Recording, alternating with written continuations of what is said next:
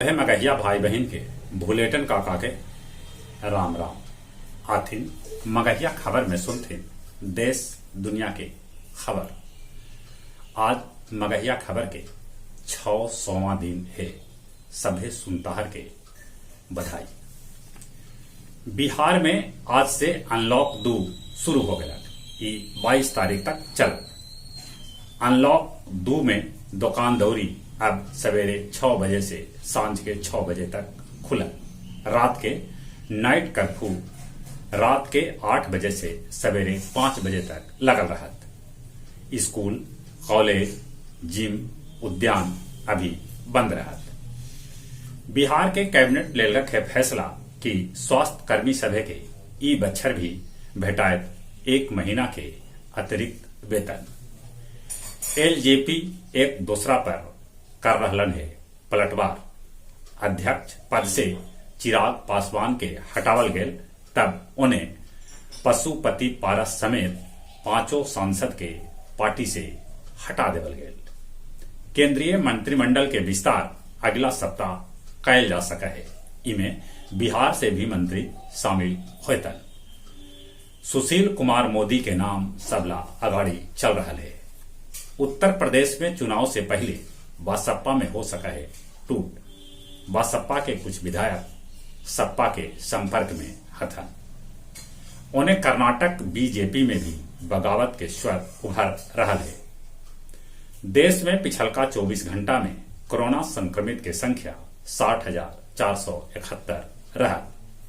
पिछलका 24 घंटा में 2,726 आदमी के कोरोना से भी मौत के भी खबर है। अपन देश में वैक्सीन लगैला के बाद मौत के पहला खबर आयल।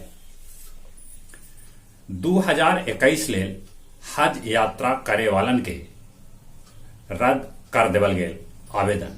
कहे कि ई बच्छर हज खाली स्थानीय लोग करता। मोतिहारी में जेई के सीबीआई घूस लेवी पकड़ा। बिना हॉलमार्क के अब सोना के गहना न बेचल जाए। 4 धाम यात्रा फिर से रद्द कर देवल गेल। चोरी के 2 दिन बाद भभुआ के वार्ड नंबर 17 में टुनटुन कुमार गुप्ता के घर में चोर सभे रात के अंधेरा में उनकर सब महत्वपूर्ण कागज पत्तर, बैंक के कागज एगो पोलोथीन में भर के उनकर दुहारी पर टांग दिला। नेपाल में भारी बारिश होवे से गंडक नदी खतरा के निशान से ऊपरे बह रहा है। 215 गांव में बाढ़ के खतरा बनल है। श्रीनगर में सुरक्षा बल मुठभेड़ में एगो आतंकी के मार गिरौलन। चिल्ली में कोरोना कहर बरपा रहा है। ब्रिटेन में कोरोना के देखई 4 हफ्ता लेल लॉकडाउन बढ़ा देवल गेल। कुछ लोग एक कर रहलन है विरोध। चीन ताइवान के हवाई क्षेत्र में भेजल 26 गो लड़ाकू विमान, जकरा से वहां खलबली मच गया। पाकिस्तान के मुजफ्फराबाद में युवक सभे रोजगार के लेके सड़क पर उतरलन। अमेरिका के कैलिफोर्निया और रूस के साइबेरियाई जंगल में लगल है भीषण आग। सिसिली के एटना ज्वालामुखी फिर से सक्रिय हो गया। बोध गया रिवर साइड में काली मंदिर भी एगो पिकअप 2 गो पुलिस कर्मी के कुचल दिलक। उच्च विद्यालय कमालपुर टेकारी के प्रांगण में मनावल गए पूर्व मंत्री सहदेव यादव के 12वीं पुण्यतिथि। गया जिला जज के रूप में जितेंद्र कुमार संभालन कार्यभार। रुपया पैसा के लेके मोहनपुर के बरह गांव में गोलीबारी होल, जकरा में एगो निर्दोष युवक के जान चल गया। हटिया पटना एक्सप्रेस ट्रेन से दारू के साथे 2 गो धंधेबाज के पुलिस गिरफ्तार कैला। गुरारू के सुदर्शन बिघा में वासुदेव बाबू के तीसर का पुण्यतिथि मनावल गेल। अब कुछ खेल के समाचार। भारत और इंग्लैंड के बीच महिला टेस्ट मैच आज से।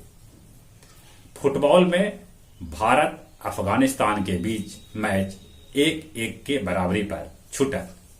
एशियाई कप क्वालिफायर में भारत तीसरका दौर में पहुंच गया। आईसीसी विश्व चैंपियनशिप के फाइनल मुकाबला 2 दिन बाद भारत और न्यूजीलैंड के बीच हुए। भारत अपन 15 सदस्यीय टीम के घोषणा कर दिलक है। यूरो कप में पुर्तगाल हंगरी के 3-0 से, चेकोस्लोवाकिया पोलैंड के 2-1 से हरौलक। तब स्पेन स्वीडन के मैच गोल रहित बराबरी पर छूटल। उन्हें कोपा कप में अर्जेंटीना और चिली के बीच मैच बराबरी पर छूटल। दोनों टीम एकागो गोल कर पौलन।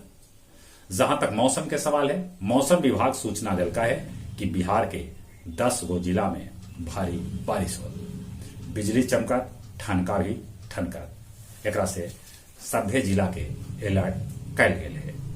अपने सभे से निहोरा कोरोना से बचे लेल मुंह और नाक पर मास्क लगाते, सोशल डिस्टेंसिंग के पालन करते, दिन में कम से कम 5 बेर नीमन से हाथ धोते। चलित अपने सभे के एक बेर फिर से भूलेटन काका के राम राम।